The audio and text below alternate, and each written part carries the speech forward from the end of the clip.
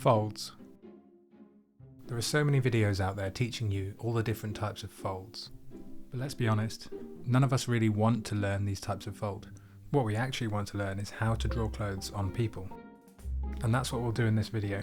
We'll talk about what works, what doesn't work, and then we'll do a demo near the end to put it all into practice. Let's start with our goal, which is to draw believable clothed characters. And the key word there is believable. They don't need to be perfect or realistic. They just need to look good enough that the audience will look at our drawing and think, yeah, that looks about right. Most people try to learn to do this, basically by thinking of how they learnt things in school, by reading books, looking at videos and consuming information. They copy out drawings of the types of folds and they come away thinking, great, now I know how folds work. You feel ready, you try to draw your own clothed characters, and it's hard. So what's happening there? Well, the answer is that there's a big gap between learning about folds in isolation and drawing clothing on an actual character who's actually doing something, who has real anatomy. For example, when was the last time you saw a spiral fold on an actual character? This all leads to frustration, and people are generally left feeling like, I know I've learned something, but it doesn't seem to have translated into being able to draw my characters. If that doesn't work, then what does? We're going to, shockingly, actually start with drawing a clothed character. And we're going to be realistic and not expect something like this. Instead, expect something more like this. Then we're going to improve it through a series of small adjustments, which will be focused changes on specific aspects of the drawing, based on what the drawing actually needs. And this way, you're always working with a real character in a real pose, and there are real problems to solve. So you're not drawing any towels or blankets on coat racks. Now, some people will shy away from this because they'll think I'm not ready yet. But actually, you can be reassured here. This way of working is a lot less scary than trying to learn everything first before you draw. It's worth remembering that a rough, imperfect drawing is far more useful than having a perfect plan or knowing all of the information about what you're trying to draw. So let's abandon the usual approach and try a new method, which is to start off by drawing our character. But there's also a kind of hidden step here. First, you really need to shift your mindset in quite a big way. Stop trying to memorize things. Some subjects like anatomy, you can memorize the forms and you can simplify them down to planes and rotate them. Yeah, drapery doesn't really work like that.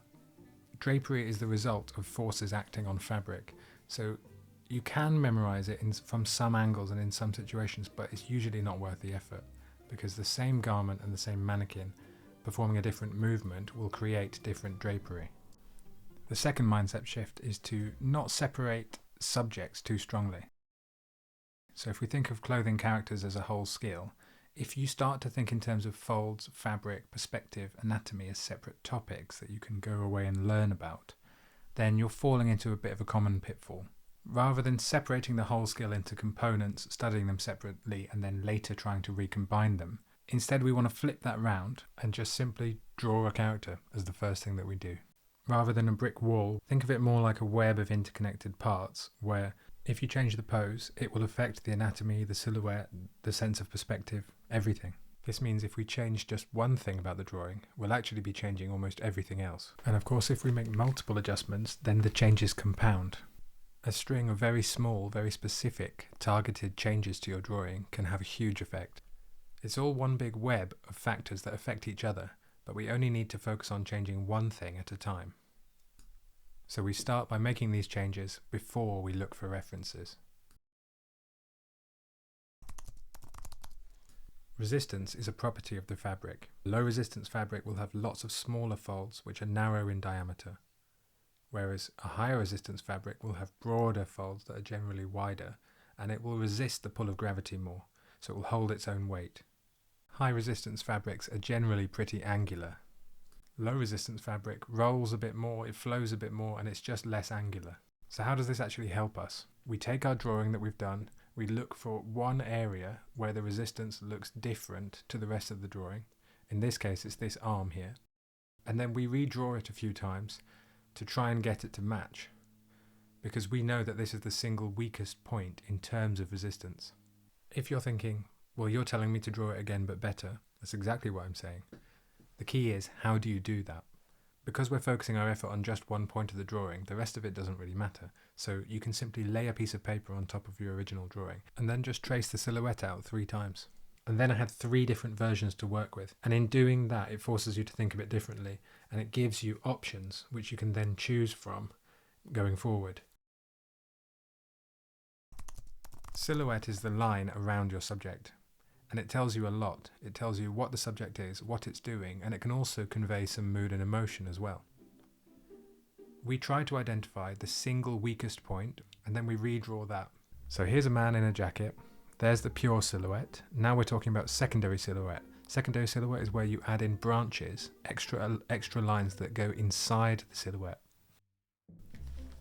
So this is the same silhouette drawn twice, but with 2 different branches. Can you feel the difference that makes to the drawing? Just those 2 tiny lines are changing our impression of the overlaps of what's sitting on top of what. By changing the branches, you've changed the impression of which legs are in front of which other legs. Same here, you're swapping left and right legs just by drawing a tiny little line. So this is how you would actually use this secondary silhouette knowledge to make an adjustment to your character. I've drawn out just the silhouette, the pure silhouette of the character that I've drawn, twice. And what I'm doing now is I'm adding a couple of small branches into that pure silhouette to make a secondary silhouette. On the left is the wrong version, on the right is the correct version. And you can see the impact that these tiny little branches have. When I draw this arm, on the left it doesn't really work because the overlap is confused by the branch. Here's another example. I'm just drawing the hood of this character, and these first 2 lines that I've drawn there essentially make or break whether that hood looks like it's sitting on top of the back. Here's another example on the legs. You can see the same thing again. It's just a single line, but that single line is having a powerful impact on your drawing. So you can do this with your own character, draw out the silhouette, and then try to identify, as I've done here highlighted, the 3 main branches of the secondary silhouette, and ask yourself, are they strengthening or are they weakening the believability of my drawing?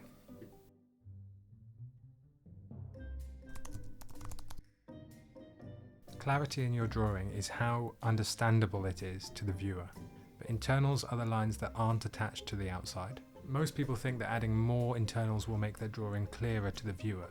And to some extent that's true. A few internals does raise the clarity up to the kind of 100%. But if you keep adding them, you break up the major shapes and you create what I call noise, which is where the viewer finds it difficult to interpret what's going on. You get 70 to 80% of your clarity just from the silhouette and the secondary silhouette. Then you improve the clarity by adding a few internals. Not too many, just enough to help describe the forms without breaking up the major shapes. Finally, here's an example of a noisy drawing where we've added so many internal lines that the larger shape of the arm and the torso have been lost. The secondary silhouette does most of the work.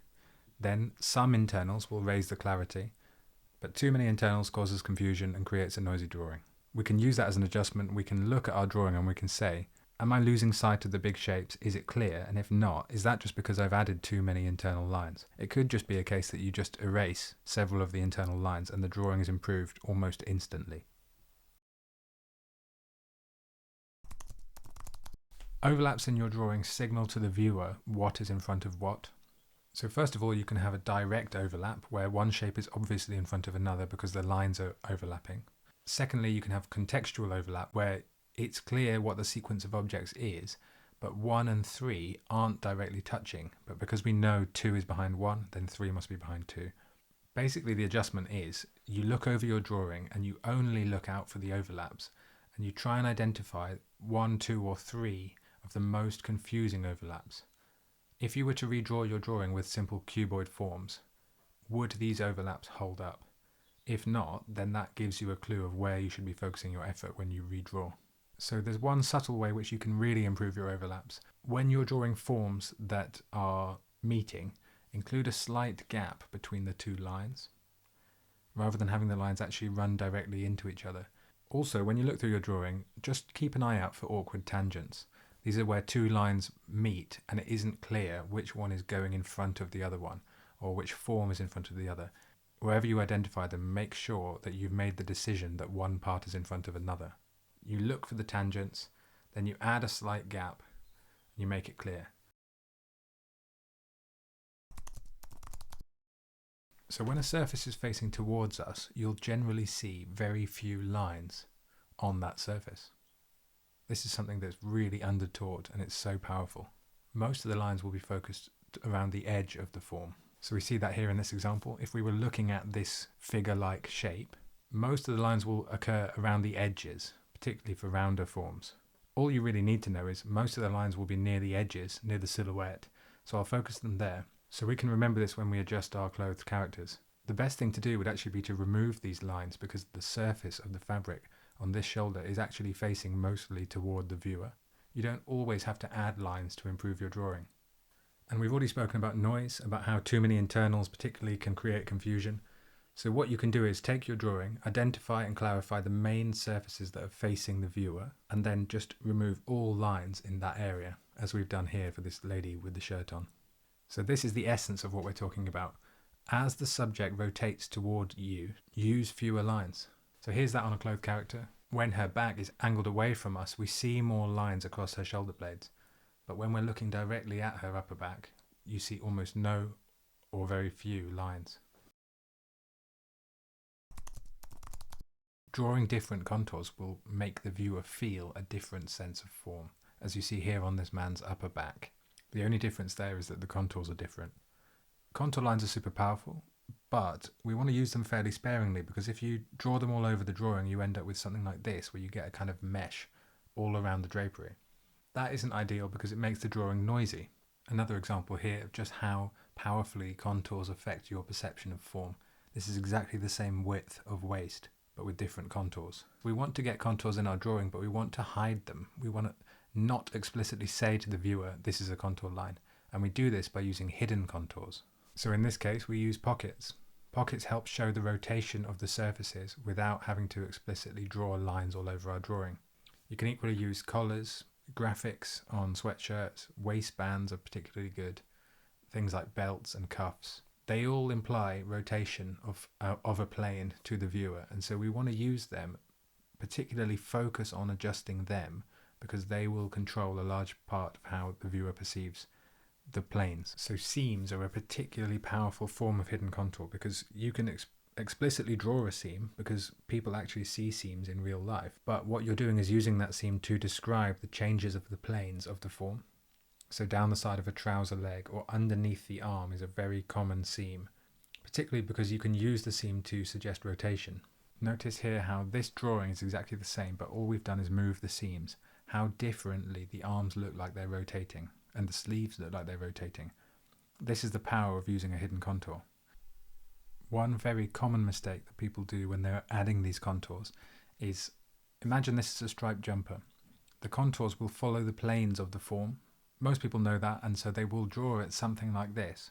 Often, particularly for deeper folds, you'll actually need to offset the line slightly in order for it to look believable or realistic, because sometimes the fabric folds back upon itself and you wouldn't be able to see the line continue. So you need to leave a slight gap between the two lines. If you're enjoying this video and the ideas and the ways of thinking about clothing characters within it, then there's a lot more of the same sort of thing in my book on clothing characters and the accompanying workbook. There's also a Gumroad course available now. Links in the description. Now back to the video. Okay, so that's all our adjustments done, and we're now on to the feedback and reference step. Fair warning, this next section is a little bit theory heavy, but just bear with me for 30 seconds or so, because it will all be worth it in the end when you understand the full process. We began by shifting our mindset, beginning by drawing a character with clothes on. Then we generated feedback without reference by making specific adjustments, incorporating the changes, and cycling through them. And you just keep doing that until you start to feel like you're not making much progress anymore. The next step is to incorporate feedback and generate feedback with references. Take your drawing, you compare it against some hopefully high quality references, and you note the differences between your drawing and the references. Specifically, you're looking for the single biggest difference. Once you arrive at a point where your drawing starts to look believable to you, then that's it, then you're done. That's the end of the process. So let's see this theory applied. Here's a drawing we've already made, and we've already run through a series of adjustments to improve it to this point. And then what we're going to do is find some reference that is similar enough. Crucially, it doesn't have to be the perfect reference, but find some reference that will give us some tips on what we can improve. So you can see here with A, I've taken the collar and I've looked at that reference, and I've noticed that originally in my drawing, the collar was sort of swooping down at the back, and actually that didn't look as realistic as it could, as believable as it could. So I've adjusted that. Then we've looked at the pockets. I've noticed that I tend to draw pockets, and I still do, draw pockets a little bit too horizontal, and they're actually more vertical. So I've changed that too. The fly, same thing again, because the figure is bending forward, there's some compression there that would cause the fly to bulge outwards, rather than as vertically as I've drawn it there in C. And you can see that I'm working through a series of changes from looking at the reference. The reference isn't exactly the same, and it isn't even from the same angle, but what it does is just let us make those tiny little 1% improvements to our drawing that add up to make something much more believable. It's really not a complex system. Okay, so far this has all been fairly theoretical. What I want to do now is a demo to show how this process and system actually works in practice. The idea isn't to create a finished drawing, it's just to demonstrate how I would work through a drawing and how I apply the adjustments, and then how I use reference to generate a bit of feedback. And I'll just talk you through my thinking as we go, and you can see exactly what my thoughts were. So for this character, I knew I wanted to have this guy sitting on a chair or a stool eating. And I'm just kind of finding it on the page as I go here. When you draw your character, just remember, always be kind to yourself. It doesn't matter at all how it turns out. It's just a drawing, and you can always throw it in the bin if you're annoyed with it. But I'm writing out resistance here because that's our first adjustment we've been through in this video. So I'm looking for the area where I think the resistance doesn't quite match what I want. And that sleeve, the folds were a little bit too narrow, and it just felt a little bit, not large, but it felt like the fabric didn't mind being folded. So I've gone through and I've added some angular folds. I've given it a little bit more width. And I think that's closer to what I'm going for with this jacket. In my head, it's a fairly resistant material, something more like this. The next one is silhouette. I'm looking at the silhouette and I'm thinking to myself, okay, where's there an obvious point where I think the silhouette could look strange? And then, rather than simply redrawing straight away, I find another piece of paper and I just lay it over the top and I trace out the silhouette of our character, just as we spoke about earlier. And just notice how fast that is to do. So I have a few question marks. I'm thinking what looks odd about this silhouette, and I think it's that gap between the legs. I also think there's something slightly strange going on here with the secondary silhouette. This branch coming in, to me, doesn't quite describe the forms. So I'll just erase that there. And I'll try and make it look a little bit more natural. I think the gap would be a bit smaller, perhaps the knee would be brought in on the far leg slightly. And then I'm going to change this branch of the secondary silhouette as well, so it wraps around a little bit more. Again, I'm not worried about whether it's realistic or not, I'm just thinking, to me right now, looking at that drawing, does it look believable?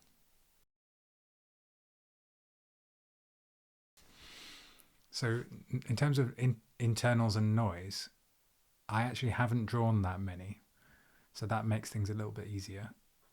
But I think that was the noisiest area.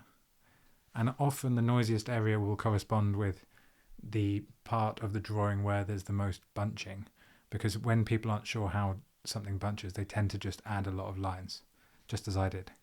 So I've corrected that quite quickly. Overlap, there's a few tangents here where the foot touches, again where this, there we go, the trousers there was another tangent there.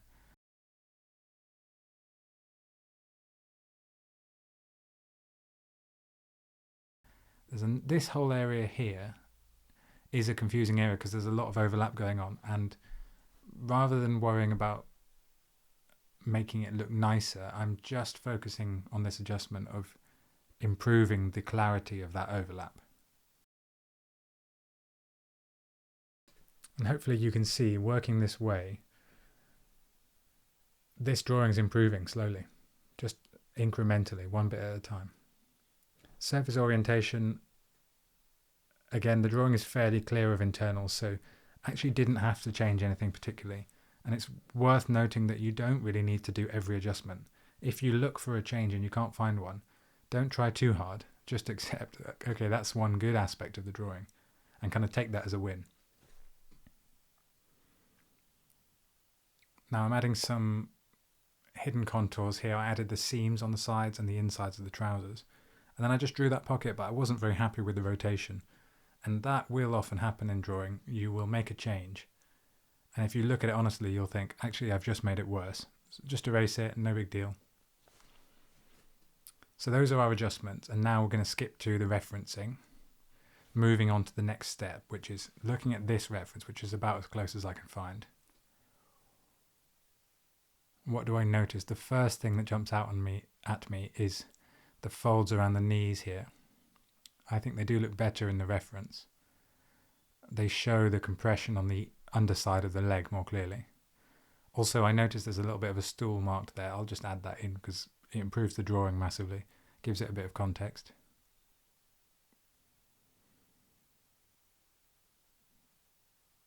And then I'm looking at the way that I've drawn the bottom of these trousers. I don't think there's anything technically wrong with them being drawn like that, but I just prefer the way that they look in the reference. And also I'm bearing in mind that most of the time when I draw trousers, they will be closer to the reference than the kind of more flared style that I had originally drawn. It's worth paying attention to that sort of thing. Try to learn the most common variants rather than the more unique ones, because they will come up more, so it's more useful information. And then I'm making a general observation here that the way that I've drawn this figure is kind of bent forward, whereas in the reference is sat up a lot straighter. So here's the before and after. I think that's a drastic improvement for only about 10 minutes work. I think this way of working, most importantly, is fairly relaxing because it takes the pressure off, because you know that you have a process. And that's something that I think most artists are really sorely missing, which is a system and a way of working that is reliable and they know they can come back to. Okay, so the bonus exercises and drills. This isn't for everyone. This is for the people that are taking it really seriously. So what this consists of is completing drawings without looking at a reference that are already partially drawn. And it comes in many different forms, but often there'll be a gap to fill in, a solution that's given to you. Or you'll be given a clothed reference and a posed mannequin, and you have to try and simulate the clothing for yourself before you look at the reference and the solutions. Or you'll be filling in a gap, or any number of things, changing the garment. The point is that rather than starting from an empty blank page, you're starting from a drawing that's partially been done for you. So that's enough explanation. Let's look at an example. We start with this piece of fabric, and the idea is to simulate it dropping onto this cube. We have it from two angles so we can get an idea of the width and the length of it. And this is my first go. And again, I do the other example first before I look at the solutions. Then I flick to the back and I look here and I start noticing tips and changes. I notice, for example, the folding doesn't really begin near the top, and also that in the center of the sides, it's actually raised off the floor a little bit. What you're trying to do at this stage is just make discrete observations that you can remember for the future. Same thing again here, and you can just flick back and forth, which is really helpful for a direct comparison. And then once you're done and you're happy with it, I just erase the whole thing so that I can do it again in the future and repeat the learning. So in this next set of exercises, what you're given is an outfit and a character, and then you're given a series of mannequins in different poses, and you have to try to simulate how the drapery would form in that pose. Once you've had a go, you look at the reference and you start making specific observations.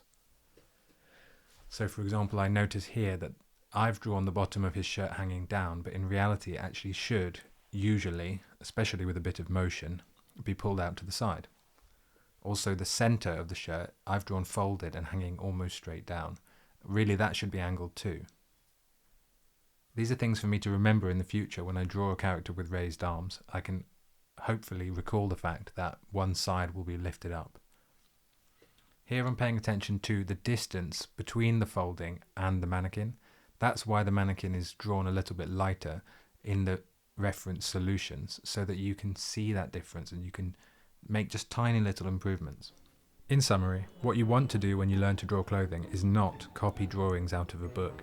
What you really want to do is start with a character, work with the mindset of getting something on the page first, then you make a series of specific targeted adjustments. Once you've done that, you find your references, you directly compare your drawing against the references, and you look for specific things that make a big difference to the believability, and then you redraw those, just working through them one at a time. If you work this way, using adjustments first before you look for references, it will have a huge impact on your work. It will massively improve your ability to draw clothing. And you can take it to the next level by doing drills that are targeted and specific exercises. That's everything from me for now. Thank you for watching the video, and if this has been useful to you, liking the video helps it reach other artists, and subscribing keeps you up to date with any future videos. I'll see you soon.